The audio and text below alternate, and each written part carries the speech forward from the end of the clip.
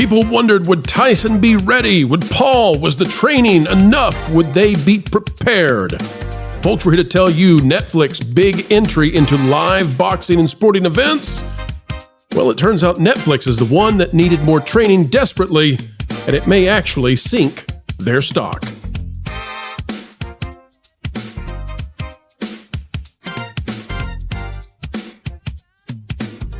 Hello, folks. Welcome back to the Pro Channel. Happy Saturday, and we are happy to have each and every one of you out there with us today. Quite rare that we come out with one that we do on a Friday, or, well, I guess a Saturday early in the morning. We usually reserve that time to not be working, but guess what? Entertainment news was happening, and thus, so are we. Joining us today, Marvin the Movie Monster. Welcome back, Marvin. Hello, my friend. You know what? Jake Paul may have won the day, but the true loser tonight was Netflix. Oh, we are going to talk about it and big ramifications from this for Netflix and Disney.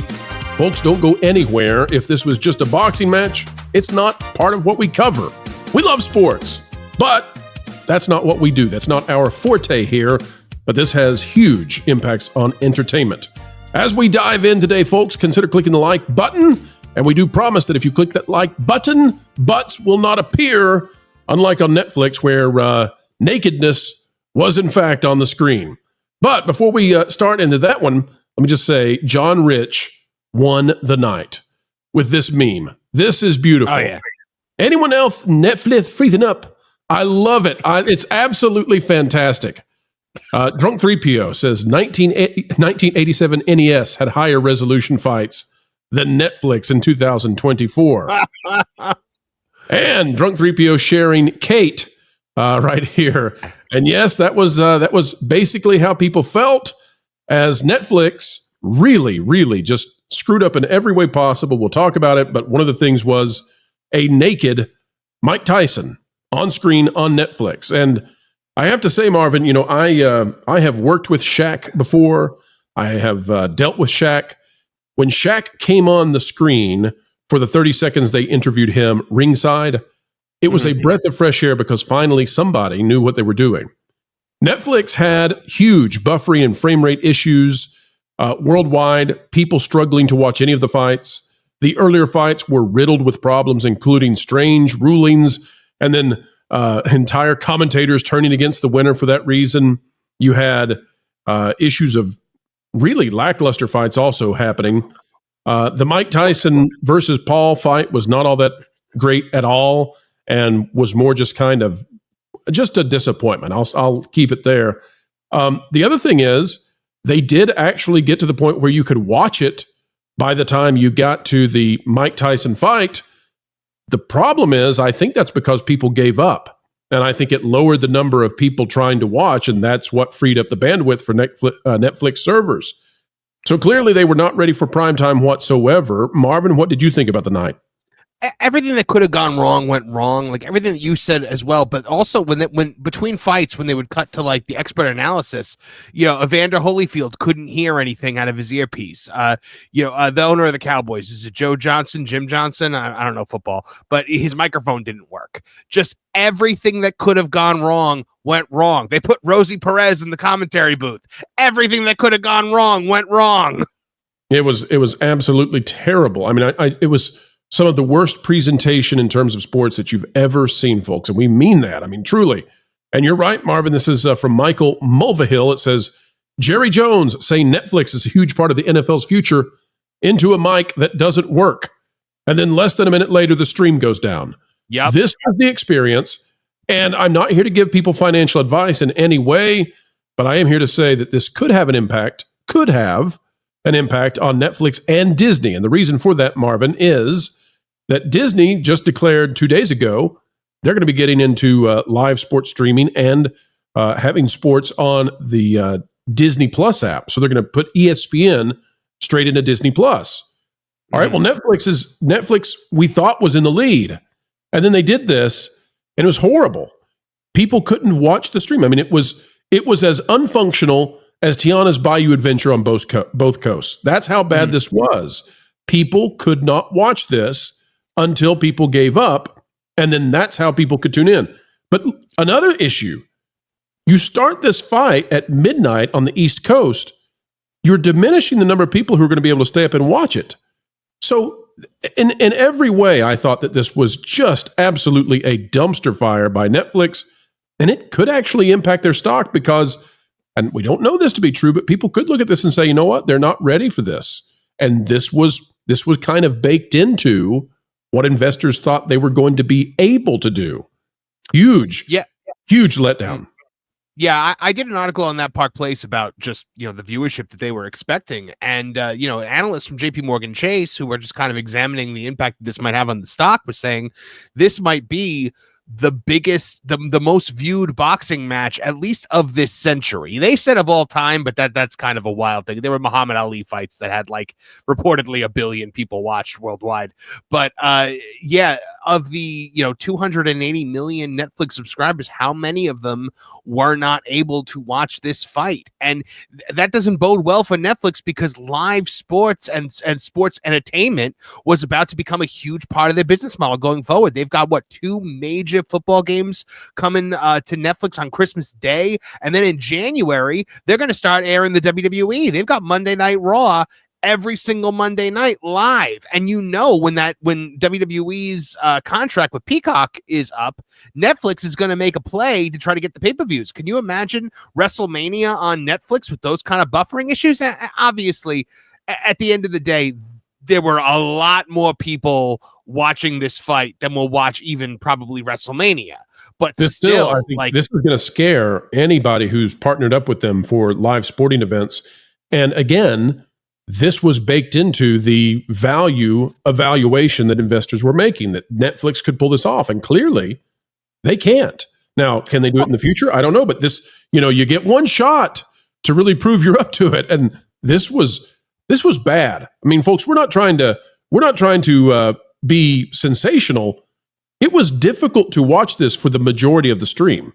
It was very difficult to get in and actually watch it. And I got to think that across the nation, you probably saw a lot of bars just say, you know what, screw this. We'll come back to it when Tyson actually fights. And then we got to the Tyson fight, and it was also lackluster, Marvin. You want to talk to us about he just stood there. He barely threw any punches. His legs were gone. Paul danced around him the entire fight. Tyson couldn't really get near him because he didn't have the ability to chase after him. His knees were shot. His legs were gone. His legs looked very thin. His upper body was in fantastic shape. But, it was, the punching power might have been there. He just didn't have the ability to get in close enough to use it. Right. And so what happened, for people who are not boxing fans, Paul got ahead sort of after the second round, I would say. He was... You could tell that he was ahead. And then we watched 6 rounds of him stay away from Mike Tyson. And Mike Tyson could not catch him because there's a 30-year age gap. And so that was the big fight we've been waiting for.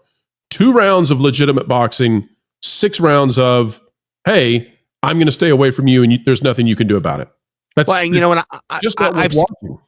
I've seen Logan Paul fight before, and he's very, in your face, throwing hands. I legitimately felt at a certain point okay, he knows that he can end this at any point in time, and he's drawing it out for the full 8 rounds. See, I didn't think that, Marvin. I thought he knew he was up, and I think he thought there's that 1% chance he catches me on the chin, so I'm going to win it this way.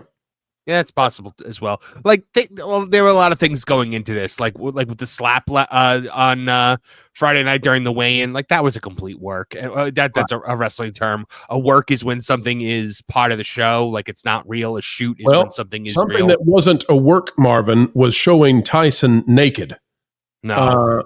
What in the world? I mean, this really goes to say just how amateur Netflix was, that they didn't have any kind of delay. And so this event...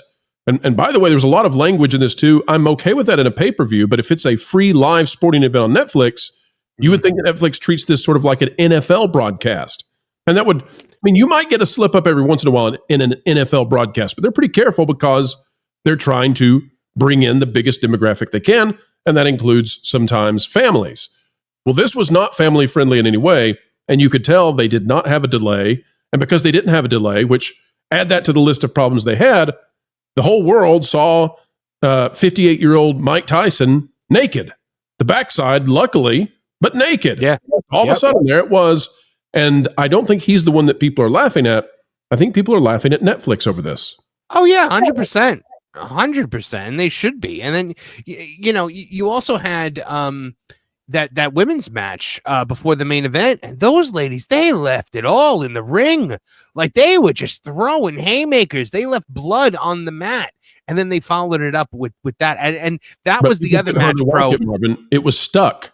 Many people were stuck in buffering. They couldn't watch that match. People were having to exit Netflix and reconnect into the app to be able to watch that. And that's just no way to sit there and watch. It really was a damaging event for streaming platforms and live sports. That was the other fight that people really wanted to see, because it was a rematch from 2 years ago with what many people called the greatest women's boxing match of all time. And you could see why if you actually saw any of that fight, because it was tremendous. But that was the other one that everybody really wanted to see. And right when that one started, boom, it went right out. The signal went out. I couldn't get into it for a really I missed half that fight. I only saw the back half of it. And I had to watch on my phone. I kept switching. When my phone would go down, I would switch to my computer, and when my computer would go down, I would switch back to my phone. It was just absolutely insane how poorly this was handled. And the reason that Netflix needs to be concerned, and investors might need to be concerned, is because for all of the creative stupidity that Disney does, Disney gets the technical side of this really right. And I can guarantee you that when they put the ESPN app into Disney Plus, that it's going to work. And I can guarantee you that you're not going to have these kinds of issues. And so Netflix has surprisingly opened the door for Disney to get a foothold into this, where Netflix had the lead. Netflix got here first, and then Netflix performed so poorly that I think there's going to be a lot more eyeballs saying, you know what, ESPN actually functions over here on Disney Plus. So a real major faux pas. Marvin, how do you think this will affect Netflix, Disney Plus, and the way people view those? I don't know if it's going to have a huge change in, the balance of power for streaming per se, because Netflix still, in terms of original content, which I think is what most people do tune into Netflix for, they've got Disney, hand over fist on that one. Like they just the amount of content that they put out compared to what Disney puts out is astronomical. So I don't think it's going to have that much of an effect, but I do think that in terms of live sports, I think you're going to start to see the NFL, and if obviously it's too late for WWE to back out of anything, but if I'm the board of directors at TKO right now, I'm being like, maybe we should have talked to Disney, maybe we should have talked to NBC, maybe we, it was a $5 billion 10-year deal, so they better hope Netflix figures it out really quick. Better buy some servers. Well, Marvin, you've been doing a fantastic job over at thatparkplace.com. And folks, I hope you go check out the article coming out later today from Marvin about this huge error on the part of Netflix. Really a major black eye and embarrassment for them, not for the boxers, but for Netflix. Go check that out. And also, Marvin, you're doing live streams on your channels, and they are wonderful. Tell the folks out there what time they can catch you in those shows. Thank you very much. So we have Toonie Talk TV, which is a live stream pop culture podcast, and that takes place every Thursday night at 8 p.m. That's myself, my good friend Kevin Apollo, our wonderful friend Trish, and a great assortment of incredibly talented streamers. We have Nolan Thunder, Spencer Bakuli, Lorne Connor, Lou Osman's Ghost pops in here and there. Martin Stone is there every week. I mean, we have a great team over there, and we love talking about all things pop culture. We also got Toonie Talk Wrestling on Tuesday nights at 8 p.m. If you're a wrestling fan, it's basically hanging out with your friends and talking about wrestling. So come join us. We'd love to have you guys. And folks, you don't have to worry about buffering. Marvin is always ready to go in high definition and 60 beautiful frames per second. Now, folks, if you've wondered why we don't have video of the Netflix event, well, it's because of those darn pesky copyright issues. So that's why we've been doing the moving stills while you've been watching it. We apologize that we were not able to give you sort of the highlight video, but such is the way the world works. Folks, one way the world works is you click that like button, and we really, really like it. We appreciate it even. Also, share, subscribe, and click it, stick it to those algorithms. It is the notification bell. Drop a comment down below. Let us know your thoughts. And folks, until the next time, we've still got legs. And we're going for decade after decade after decade. The undisputed heavyweight YouTubing channel of the world. Coming to you 4 times a day right here. Keep coming back. Folks, wherever you are and whatever you're doing, keep learning, keep growing, and as always, keep having fun. No, hey Flo, what you doing? Thinking about Rome? No, I wasn't. But thanks. Now I lost the game. Dang it. Now I lost the game. Oh, no. Well, now you're a double loser. Hey guys, you know what would help you in your grief? Forgetting those things and filling your mind with articles from thatparkplace.com and using that website as a launching pad to get you lost in thought with all of the team from there. Yeah, that's actually a good idea. Yeah. Oh, well, Flora, would you look down here? I hate you.